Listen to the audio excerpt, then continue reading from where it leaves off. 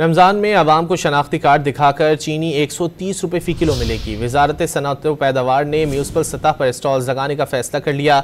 वज़ीर सनअत राना तनवीर हुसैन ने sugar advisory board के इजलास में शुगर मिल्स एसोसिएशन और सूबाई इंतज़ामिया को चीनी की दस्तियाबी यकीनी बनाने की हिदायत कर दी। रमज़ान से 3 दिन कबल चीनी के स्टॉल्स लगाए जाएंगे जो 27 रमज़ान तक जारी रहेंगे।